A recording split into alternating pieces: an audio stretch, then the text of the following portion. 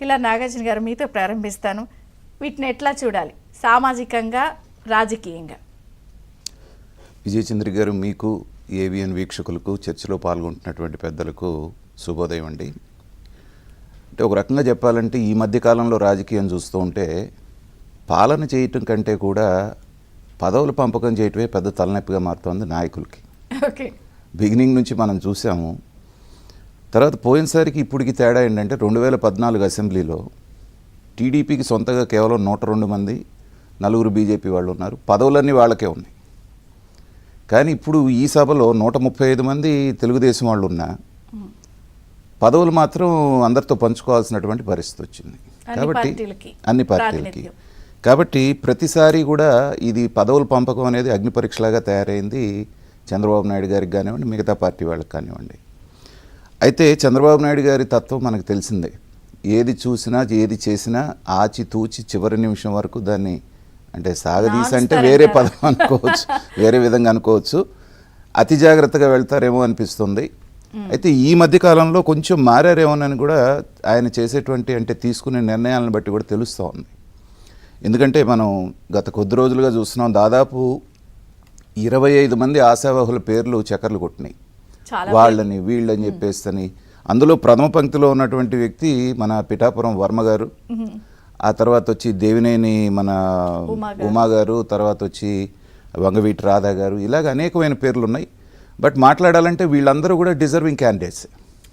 ఇప్పుడు రఘురామకృష్ణరాజు గారికి కనుక ఎట్లా రాష్ట్ర వ్యాప్తంగా మద్దతు ఉందో, వర్మ గారి విషయంలో కూడా ప్రతి వాళ్ళు ఫస్ట్ ఆయనకి ఇవ్వాలనేటువంటి భావనలో ఉన్నారు. ఎందుకంటే పవన్ కళ్యాణ్ గారి కోసం త్యాగం చేశారు అనేటువంటి ఒక ఇది ఉంది.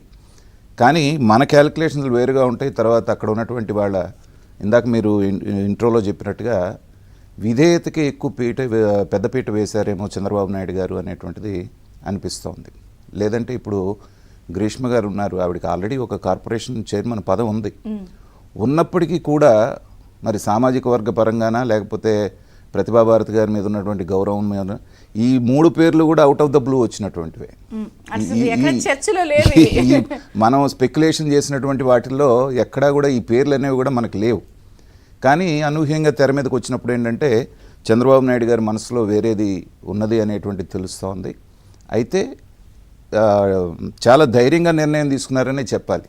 ఎందుకంటే ఇప్పుడు పరిస్థితులు ఎలా మారుతున్నాయంటే అధినేత చెప్పింది కార్యకర్తలు విని నడుచుకునేటువంటి పరిస్థితి నుంచి అధినేత ఏం చేయాలనేటువంటిది కార్యకర్తలు నిర్దేశించే స్థాయికి వచ్చేసింది. మొన్న జీవి రెడ్డి గారి విషయంలో చూసాం ఎంత గందరగోళం అయిపోయింది, ఏ నిర్ణయం తీసుకోవాలి, ఏం చేయాలన్నటువంటి సందర్భంలో. తర్వాత ఏంటంటే ప్రతి సందర్భంలో జరిగినట్టుగా ఈసారి కూడా ఈ క్యాస్ట్ ఈక్వేషన్స్ అనేవి ప్రతిసారి పనిచేస్తున్నాయి. తెలుగుదేశం అనేటువంటిది బీసీల పార్టీ, బీసీలకి అధికారం ఇచ్చినటువంటి పార్టీ అనేటువంటి బ్రాండ్ని మెయింటైన్ చేయడానికే ఈసారి కూడా కష్టపడ్డారు అనిపిస్తోంది.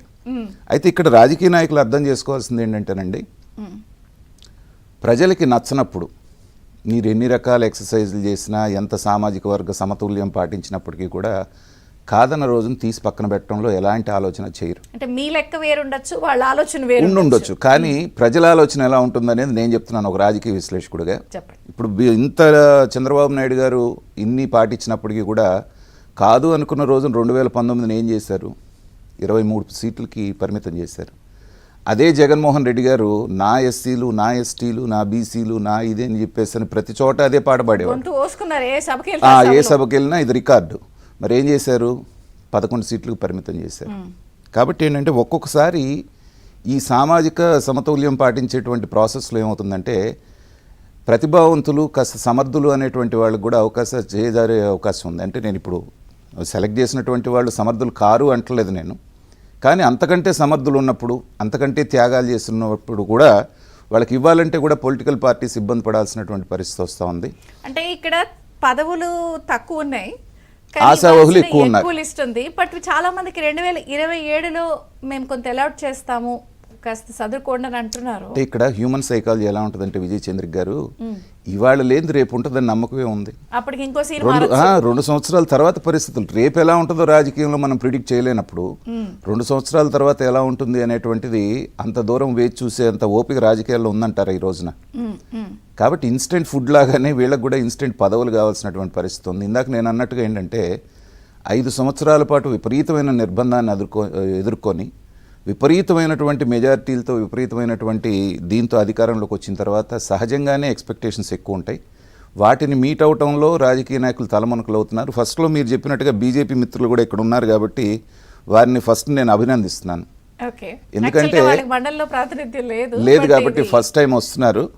సో ఇద్దరు విన్ విన్ సిచ్యువేషన్ అయినప్పటికీ కూడా వాళ్ళకు ఉన్నటువంటి ఓట్ షేర్ తోటి మిగతా దాంతో పోలిస్తే వచ్చేటువంటి పదవులు కానివ్వండి మిగతా వాటిల్లో లైన్ షేర్ వాళ్ళకి వెళ్తుంది అనేటువంటిది అంటే సోషల్ మీడియాలో బాగా అద్భుతమైన లబ్ధి చేకూరింది ఖచ్చితంగా దాంట్లో అనుమానం ఏం లేదు.